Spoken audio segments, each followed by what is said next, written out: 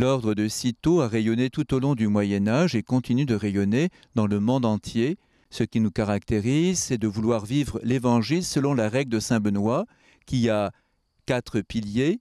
Le premier, c'est la liturgie, l'Opus Dei, la célébration des heures liturgiques. La Lectio Divina et l'oraison, la prière personnelle, la rencontre avec le Seigneur. Le travail, nous devons vivre de notre travail. Et enfin, une vie communautaire sous un supérieur et sous une règle avec des frères.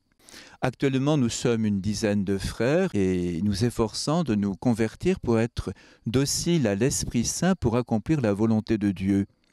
Notre projet est simplement d'être des serviteurs, d'accomplir la volonté de Jésus, de recevoir sa paix, sa joie et de collaborer au salut éternel de nos frères.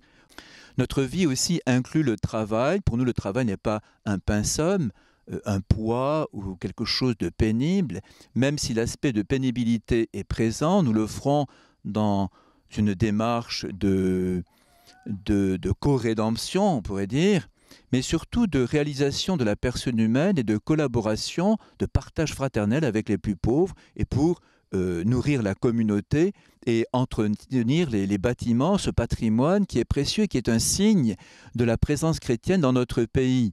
Si les racines de l'Europe et de la France sont chrétiennes, cela se manifeste aussi par l'architecture et notamment l'abbaye qui est derrière moi, cette abbaye qui est assez connue. Si les hommes peuvent se taire parfois, les pierres aussi peuvent témoigner et l'art témoigne aussi de cette présence du Christ ressuscité. Mais ce qui compte aussi, c'est la vie d'une communauté chrétienne vivante, composée d'hommes pécheurs, mais toujours en chemin de conversion, en chemin de réception de la grâce divine. D'un certain côté, les gens bien n'existent pas. Ceux qui existent sont les pécheurs pardonnés, ceux qui se mettent en route vers le Seigneur, qui ont été touchés par sa grâce et qui correspondent à cette motion de l'Esprit Saint, à cet attrait de Jésus. Lui-même nous dit « Une fois élevé de terre, j'attirerai tous les hommes à moi ». Ce qui m'a attiré dans la vie monastique, c'est l'absolu de Dieu.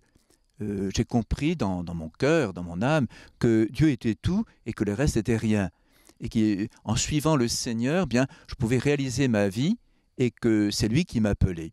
Ceux et celles qui se sentent appelés, qui n'hésitent pas à répondre avec générosité au Seigneur Jésus, car on n'est jamais déçu, et c'est lui qui est la plénitude de tout.